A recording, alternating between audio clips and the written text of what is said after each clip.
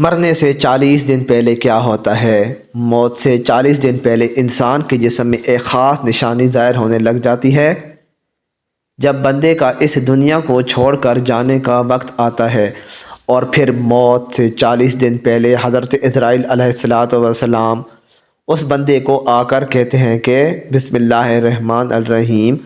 ایک مرتبہ ملک الموت یعنی حضرت عزرائیل علیہ السلام حضرت یعقوب علیہ السلام کے پاس پہنچے تو حضرت یعقوب علیہ السلام نے پوچھا، کیا تم میری روح قبض کرنے کے لیے آئے ہو یا مجھ سے ملاقات کرنے کے لیے آئے ہو؟ تو ملک الموت نے عرض کیا، اے اللہ کے پیغمبر، میں روح قبض کرنے کے لیے نہیں آیا ہوں بلکہ آپ سے ملاقات کرنے کے لیے آیا ہوں۔ تو حضرت یعقوب علیہ السلام نے فرمایا، ٹھیک ہے، لیکن جب تو میری روح قبض کرنے کے لیے آؤ تو کوئی قاصد میری طرف لازمی روانہ کرنا، کوئی پیغام میری طرف لازمی بھیج دینا۔ تو ملک الموت نے کہا، میں جب آپ کی روح قبض کرنے کے لیے آؤں گا تو اس سے پہلے 2 یا 3 قاصد آپ کی طرف روانہ کر دوں گا اور وہ آپ کو اطلاع کر دیں گے۔ چنانچہ ایک وقت آیا جب ملک الموت حضرت یعقوب علیہ السلام کے پاس اچانک آ گئے اور روح قبض کرنے کی بات کہی تو حضرت یعقوب علیہ السلام نے فرمایا کہ تم نے تو مجھ سے وعدہ کیا تھا کہ میں تمہاری روح قبض کرنے سے پہلے کوئی قاصد بھیجوں گا، کوئی پیغام دینے والا آپ کے پاس بھیجوں گا، اچانک روح قبض کرنے کے لیے نہیں آؤں گا۔ تو ملک الموت نے کہا، میں نے آپ کی طرف قاصد بھیجا تھا اور وہ بھی 3 قاصد بھیجے تھے۔ حضرت یعقوب علیہ السلام نے فرمایا کہ وہ کون سے قاصد ہیں؟ ملک الموت نے فرمایا، پہلا قاصد یہ تھا کہ جب آپ کی داڑھی اور سر کے بال جو سیاہ ہوں گے وہ سفید ہونے لگیں گے۔ دوسرا قاصد یہ تھا کہ آپ کے جسم میں جو طاقت اور توانائی تھی وہ ختم ہونے لگ جائے گی اور آپ کے جسم میں کمزوریاں آنے لگیں گی۔ اور تیسرا قاصد میرا یہ تھا کہ آپ کی کمر جو بالکل سیدھی تھی وہ آہستہ آہستہ جھکنے لگے گی۔ تو یہ تینوں نشانیاں ملک الموت نے بتلائی ہیں اور ملک الموت یعنی حضرت عزرائیل علیہ السلام نے فرمایا کہ ہر مرنے والے کے پاس تقریباً میرے قاصد آتے رہتے ہیں، لیکن لوگ ان کو نہیں سمجھتے، لوگ ان کو نہیں مانتے۔ اگر مرنے والا بندہ اپنی زندگی میں نیکیاں اور تقوی پرہیزگاری اختیار کرتا رہا، پھر اس کی موت کے بعد اس کا چہرہ خوبصورتی سے چمک اٹھا تو یہ ایسی علامت ہے جس سے اچھا تاثر لیا جا سکتا ہے اور اس بات کی امید کی جا سکتی ہے۔ مثال کے طور پر مرنے کے بعد لوگ اس کی تعریف کریں گے اور اس کے لیے دعائیں کریں گے تو یہ اس کے لیے نیک ہونے کی نشانیاں ہیں۔ اس طرح زندگی میں اچھے لوگوں کی صحبت بھی انسان کے نیک ہونے کی نشانی ہے۔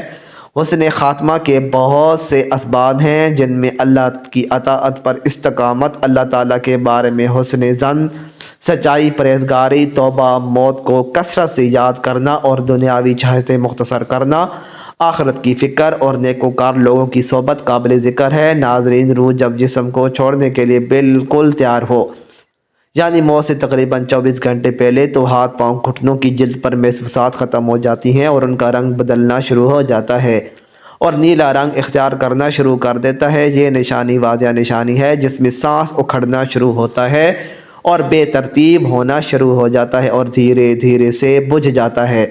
حضرت عائشہ صدیقہ رضی اللہ تعالیٰ عنہ سے روایت ہے کہ رسول اکرم صلی اللہ علیہ وآلہ وسلم نے ارشاد فرمایا کہ جب اللہ تعالیٰ کسی بندے کو نیک بخت بنانا چاہتا ہے تو مرنے سے پہلے 1 سال پہلے ایک فرشتہ اس کے پاس بھیجتا ہے اور وہ اس کو درست کرتا ہے اور نیک عمل کی طرف خواہش دلاتا ہے یہاں تک کہ وہ نیک حالت میں مرتا ہے اور سب لوگ کہتے ہیں کہ یہ شخص نیک حالت میں مرا ہے۔ اور جب ملک الموت حاضر ہوتا ہے اس وقت اللہ تعالیٰ اس کی آخرت میں رہنے کی جگہ یعنی وہاں کے سامان اور راحتوں کو جو اللہ پاک نے اس کے لیے مہیا کر رکھے ہیں، تیار کر رکھے ہیں، اس کو دکھا دیتا ہے تو اس کی روح خوش ہو کر نکلنے کا قصد کرتی ہے۔ اس وقت یہ شخص اللہ تعالیٰ کی ملاقات کے لیے خواہش کرتا ہے اور اللہ اس کے ملاقات کو پسند بھی کرتا ہے۔ پھر ملک الموت روح قبض کرتا ہے اور جب اللہ کسی بندے کے ساتھ برا کرتا ہے تو مرنے سے 1 سال پہلے اس کے پاس ایک شیطان بھیجتا ہے جو اس کو گمراہ کرتا ہے اور بہکاتا رہتا ہے جہاں تک کہ وہ بری حالت میں مرتا ہے اور سب لوگ کہتے ہیں کہ اسے بہت بری موت آئی ہے۔ جب ملک الموت حاضر ہوتا ہے تو اللہ تعالیٰ اس کی آخرت میں رہنے کی جگہ اس کو دکھاتا ہے، تو اس کی روح خوف سے بدن کے اندر گھس جاتی ہے۔ اس وقت اللہ کی ملاقات یعنی سامنے آنے کو یہ ناپسند کرتا ہے، اور اللہ اس کی ملاقات کو بھی ناپسند کرتا ہے۔ پھر ملک الموت اس کی روح سختی سے کھینچ کر قبض کرتا ہے۔ کتاب الفضاء کے مصنف اس حدیث کی تشریح میں کہتے ہیں کہ ملک الموت کے بلانے پر جان اس طرح نکلتی ہے جیسے سپیرا سانپ کو اس کے سوراخ سے بلائے، اور مومن اور کافر دونوں کے جسم سے روح نکلنے کی حالت یکساں ہوتی ہے۔ فرق صرف یہ ہے کہ مومن کی جان تو خود نکل کر جانا چاہتی ہے اور کافر کی جان جسم کے اندر واپس جانا چاہتی ہے۔ حضرت جابر رضی اللہ تعالیٰ عنہ سے روایت ہے کہ میں نے رسول اکرم صلی اللہ علیہ وآلہ وسلم کو وفات سے 3 دن قبل یہ کہتے سنا کہ تم میں سے جو کوئی مرے اس حالت میں مرے کہ وہ اللہ تعالیٰ کی نسبت اچھا گمان رکھتا ہو، اللہ تعالیٰ کے پاس اعمال صالحہ لے کر جائیں۔ بس اس کا مفہوم یہ ہوا کہ اعمال صالحہ کی پابندی اس قدر کریں کہ مرتے وقت حق تعالیٰ کے ساتھ حسن ظن پیدا ہو جائے۔ حضرت انس رضی اللہ تعالیٰ عنہ نے فرمایا کہ رسول کریم صلی اللہ علیہ وآلہ وسلم نے ارشاد فرمایا کہ دیکھو، تم میں سے جو کوئی مرے وہ اس حالت میں مرے کہ وہ اللہ پاک کی نسبت اچھا گمان رکھے، کیونکہ اللہ تعالیٰ سے اسے اچھا گمان رکھنا جنت کی قیمت ہے، یعنی جس کو حق تعالیٰ سے حسن ظن پیدا ہو گیا وہ جنت میں چلا گیا۔ روایت میں ہے حضرت عمر فاروق رضی اللہ تعالیٰ عنہ نے فرمایا کہ رسول کریم صلی اللہ علیہ وآلہ وسلم نے فرمایا کہ جب اللہ تعالیٰ کسی بندے کو درست رکھتا ہے اس کو شہد جیسی خوشگوار چیز دیتے ہیں، یعنی اعمال صالحہ اور اخلاق حسنہ کی توفیق عطا فرماتے ہیں۔ صحابہ نے پوچھا کس طرح شیری کرتا ہے؟ آپ نے فرمایا مرنے سے پہلے نیک کام کرتا ہے یہاں تک کہ اس کے پڑوسی اس سے خوش ہو جاتے ہیں۔ حضرت سلمان فارسی رضی اللہ تعالیٰ عنہ سے روایت ہے کہ میں نے رسول کریم صلی اللہ علیہ وآلہ وسلم کو یہ فرماتے ہوئے سنا ہے کہ میت کو موت کے وقت پیشانی سے اگر پسینہ آئے، آنکھوں سے آنسو آئے اور ناک کے سوراخ کشادہ ہوں تو یہ اللہ کی خاص رحمت ہے جو اس پر نازل ہوتی ہے۔ گلے میں سے ایسی آواز نکلنا جیسے کہ جوان اونٹ کا گلا گھونٹنے سے آواز آتی ہے اور اس کا رنگ بدرنگ ہو جائے اور منہ سے جھاگ نکلے تو یہ اللہ کا عذاب ہے۔ ناظرین گرامی، اللہ تعالیٰ نے عرش کے نیچے درخت کو پیدا کیا ہے، اس کے پتے تمام مخلوقات کی گنتی کے برابر ہیں۔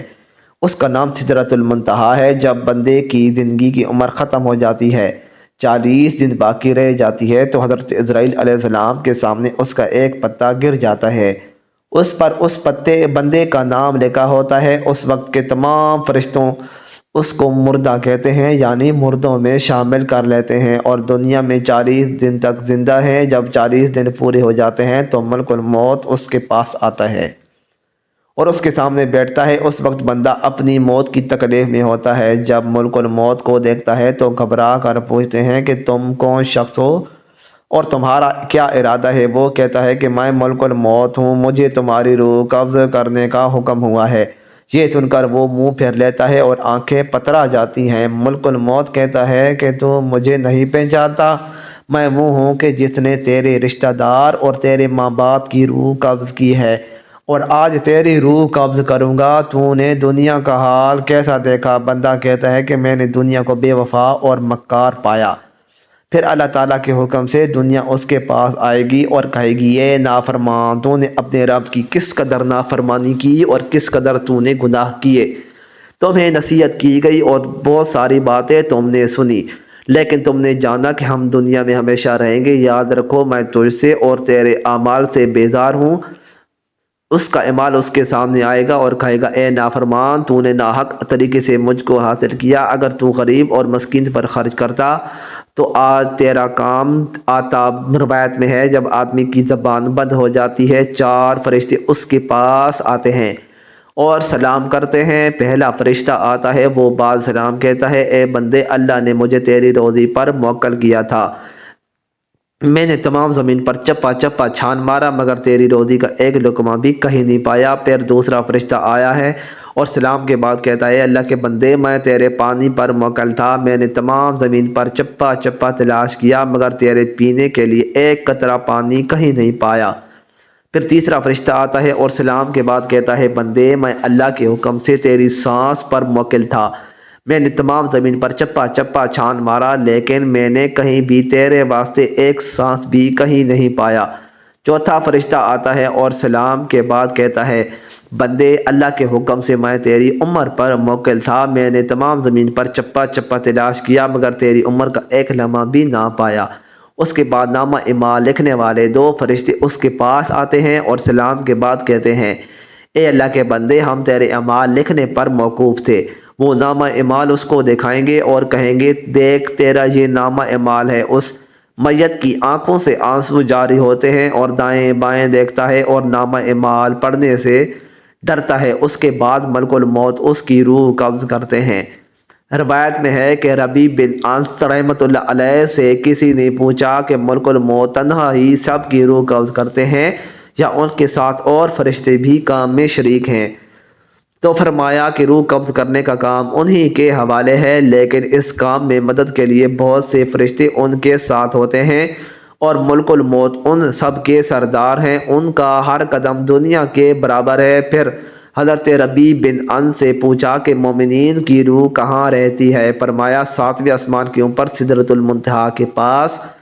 حضرت ابو ہریرہ رضی اللہ تعالیٰ عنہ سے مروی ہے کہ سرکار دو عالم صلی اللہ علیہ وآلہ وسلم نے ارشاد فرمایا جب انسان مر جاتا ہے تو اس کے اعمال کے ثواب کا سلسلہ اس سے منقطع ہو جاتا ہے مگر تین چیزوں کے ثواب کا سلسلہ باقی رہتے ہیں۔ نمبر 1 صدقہ جاریہ، نمبر 2 رستے میں پڑی ہوئی اینٹ جو راہگیر کو نقصان پہنچائے اسے رستے سے ہٹا دینا، اور نمبر 3 صالح اولاد جو مرنے کے بعد ان کے لیے دعائیں کریں۔ ایسے اعمال جن کا تعلق دنیاوی زندگی سے ہوتا ہے ان کے اثرات مرنے کے بعد دنیا میں ختم ہو جاتے ہیں۔ ناظرین، اللہ تبارک و تعالیٰ سے دعا ہے کہ اللہ پاک ہمیں نیک اعمال کرنے کی توفیق عطا فرمائے اور ہمارا خاتمہ ایمان پر فرمائے، آمین۔ مزید اچھی ویڈیوز کے لیے چینل کو سبسکرائب کریں، ویڈیو کو لائک اور شیئر کرنا نہ بھولیں۔ شکریہ۔